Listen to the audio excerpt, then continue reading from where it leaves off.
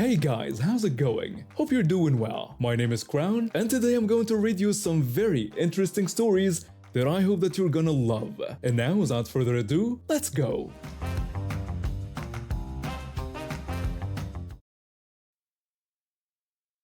I live in a small township where the local government seems to have lost touch with reality.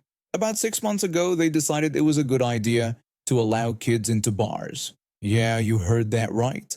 Not restaurant bars, mind you, but straight up drinking establishments. As someone who owns 15% of a popular local bar, this put me in a tough spot. You see, our liquor license explicitly states no kids allowed. It's not just a rule we made up, it's a legal requirement.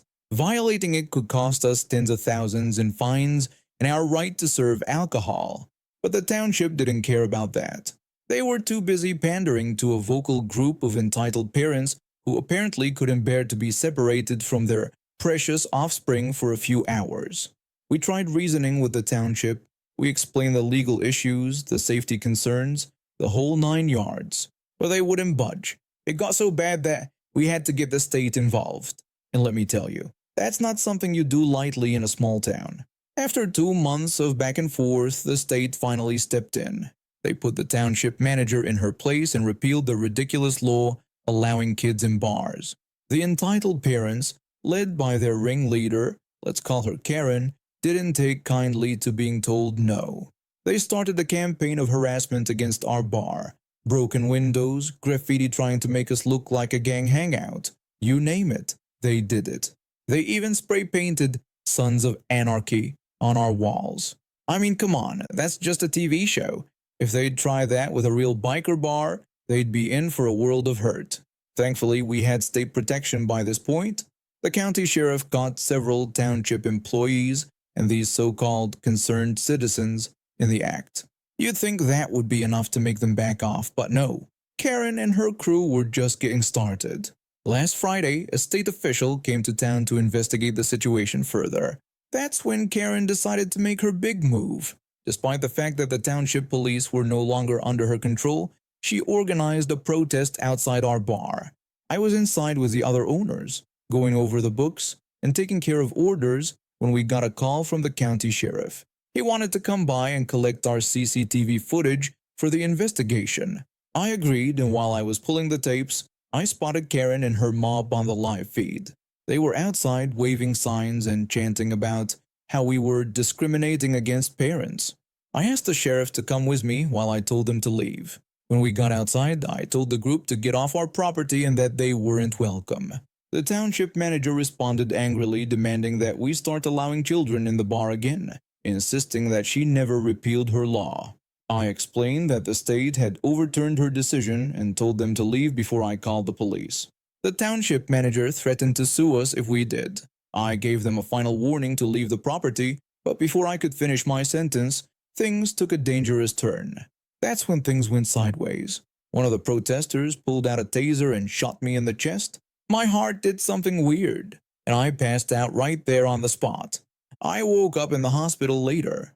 The sheriff told me that most of the mob had scattered, including the township manager, but they'd caught the person who tased me. They're in jail now, and there's a warrant out for the manager's arrest. The doctors kept me overnight for observation. They're worried about potential heart damage from the taser. I've got an appointment with a cardiologist tomorrow to run some tests. All this fuss because some entitled parents couldn't stand the idea of a space where adults could enjoy a drink without kids around. It's not like we're the only business in town. There are plenty of family-friendly restaurants and cafes. But no, they had to target us. The next day, I met with my lawyer to discuss getting restraining orders, not just for me, but for the bar, the other managers, and all our employees. Given how spread out we are, if we get those orders, we could effectively make half the town off-limits to Karen and her crew. The cardiologist's news wasn't great, but it could have been worse. My heart rhythm is a bit off, so I'm wearing a portable monitor for now. We're hoping it's temporary and my heart will sort itself out, but only time will tell. All this drama, all this danger, over something so simple as wanting to run a bar for adults. I never signed up to be on the front lines of a culture war, but here I am. Our regular customers, especially the local vets, have been incredibly supportive though. Business is actually up despite or maybe because of all the drama, and the state is finally paying attention to the corruption in our local government. So yeah, that's my story. A simple bar owner caught in the crossfire of entitled parents and small town politics. As a freshman, I was thrilled to be selected for an honors program at my state university.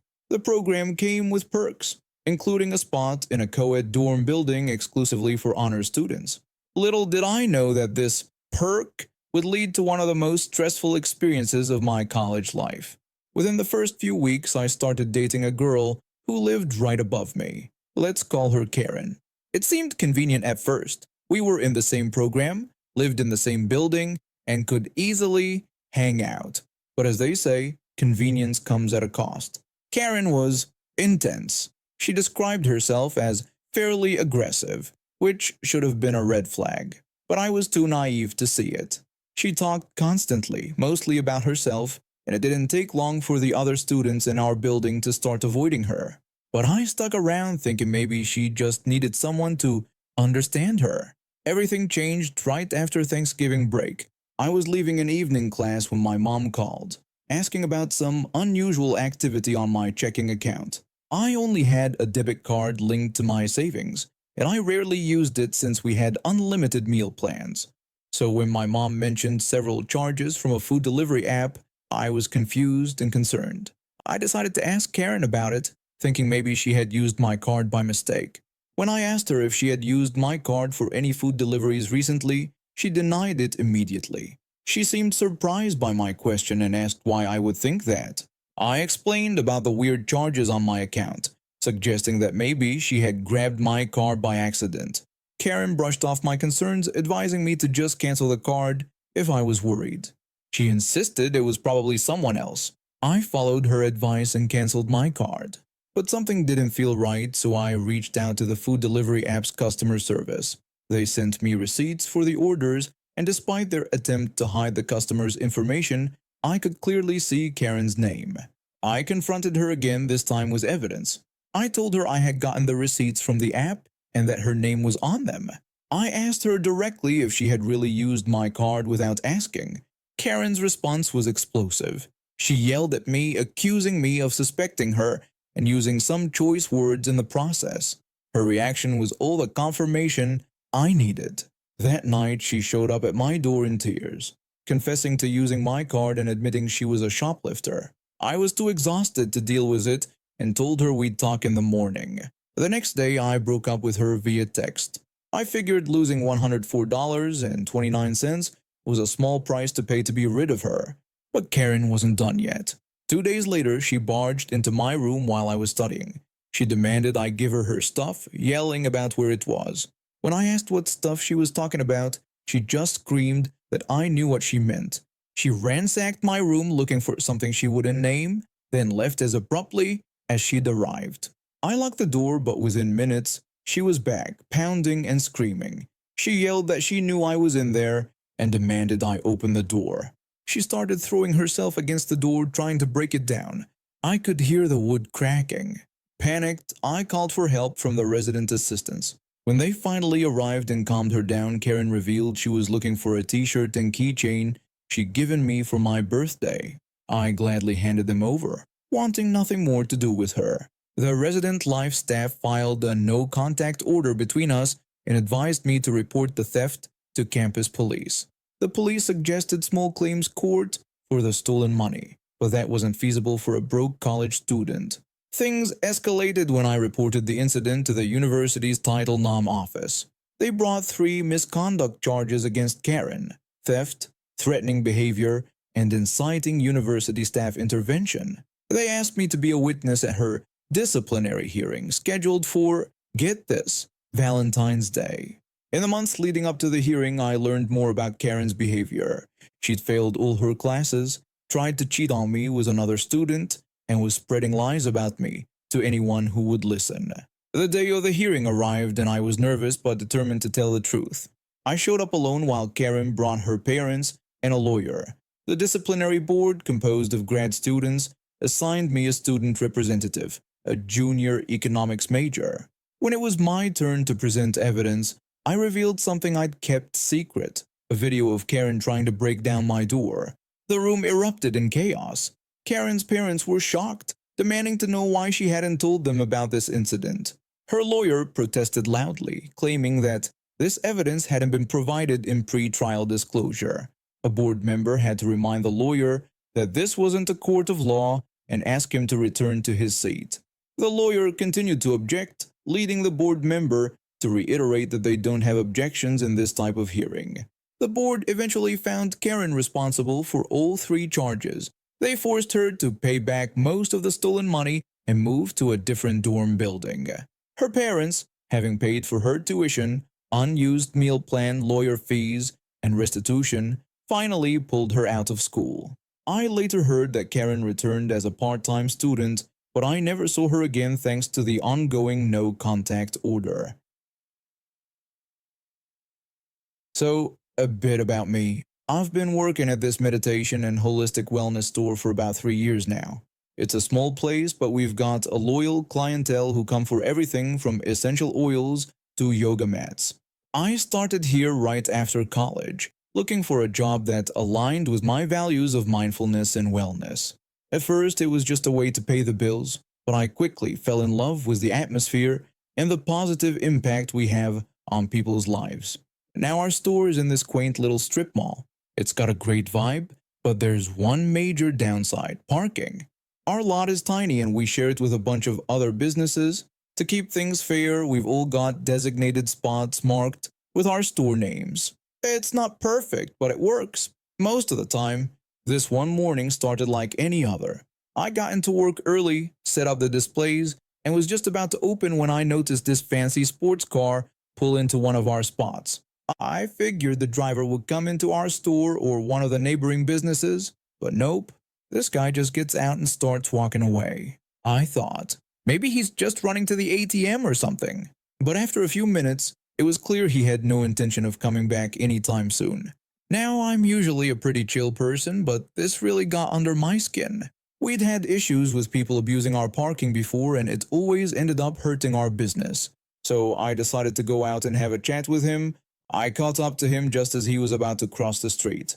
I politely explained that he had parked in one of our store's designated spots and asked if he could move his car if he wasn't planning to visit any of the businesses. I mentioned that there was plenty of other parking available in the area. I tried to keep my tone friendly and professional, but this guy, oh man, he didn't even bother to turn around. He just stuck his middle finger up in the air and kept walking. I called out to him again, this time more seriously. I warned him that if he walked away, I have no choice but to have his car towed. The guy finally turned around, but only to flip me off with both hands this time. He sarcastically told me to go ahead and tow his car, and then he just left. I stood there for a moment completely stunned. I mean, who does that? But then I thought, you know what? He asked for it. I went back to the store, called our local towing company, and within 20 minutes, that shiny sports car was on its way to the impound lot. I felt a little bad, but hey, I'd warned him. About an hour later, I'm helping a customer pick out some aromatherapy candles when I hear this commotion outside. I excused myself and went to check it out. And there he was, Mr. Entitled himself, looking around the parking lot like a lost puppy. When he spotted me, his face turned redder than our sale signs. He angrily demanded to know where his car was. I told him that his car had been towed, just as I had warned him it would be. He exploded, asking why I would do such a thing.